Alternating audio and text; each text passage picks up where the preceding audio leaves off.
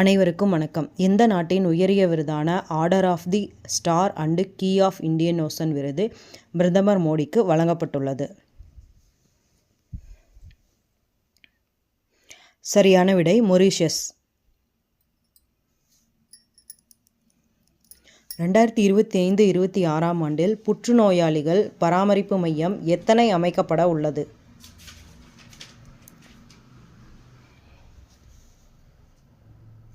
சரியான விடை 200. இணைய குற்றவாளிகளின் இருப்பிடத்தை எளிதில் கண்டறியும் வகையில் அறிமுகப்படுத்தப்பட்ட மென்பொருள் செயலி எது?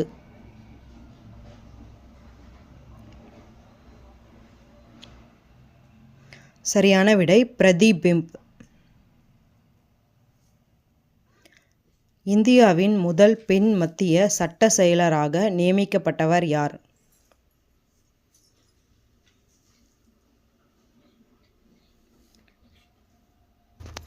சரியான விடை அஞ்சுரதி ராணா. ஜுஷோங்ஸி என்ற குவாண்டம் கணினியை எந்த நாடு அறிமுகம் செய்துள்ளது?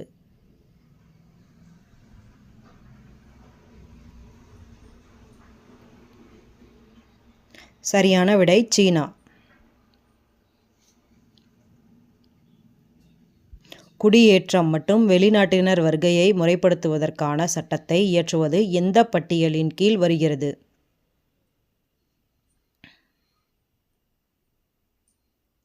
சரியான விடை மத்திய பட்டியல்.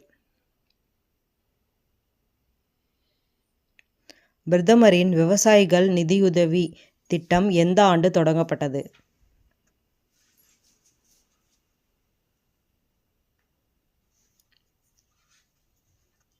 சரியான விடை 2019.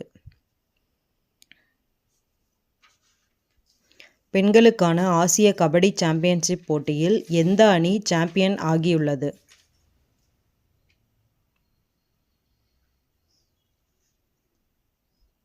சரியான விடை இந்தியா. 2024ஆம் ஆண்டுக்கான மொழிபெயர்ப்புக்கான சாகித்ய அகாடமி விருதை வென்றவர் யார்?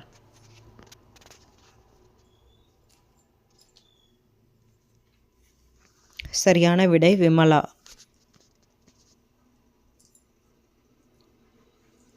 2025ஆம் ஆண்டுக்கான தமிழ்நாட்டின் சிறந்த பெண் குழந்தை விருதை வென்றவர் யார்?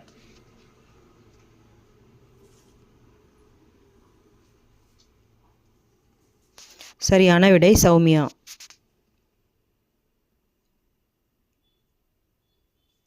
பிங்க் ஆட்டோ திட்டத்தை எந்த மாநிலம் அறிமுகப்படுத்தியது?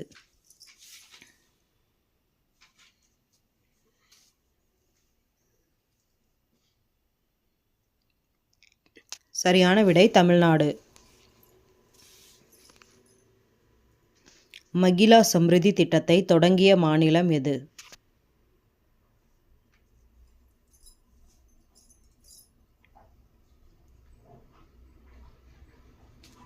சரியான விடை டெல்லி.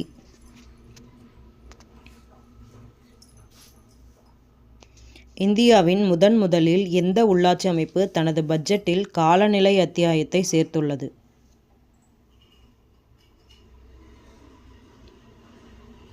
சரியான விடை அகமதாபாத்.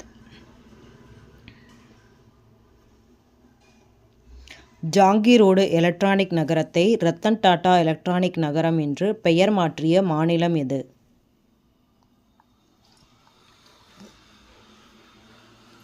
சரியான விடை அஸ்ஸாம்.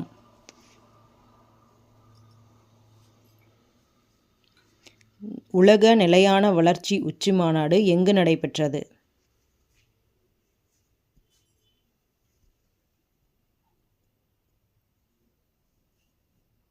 சரியான விடை புதுடெல்லி. அனைவருக்கும் வணக்கம். நன்றி.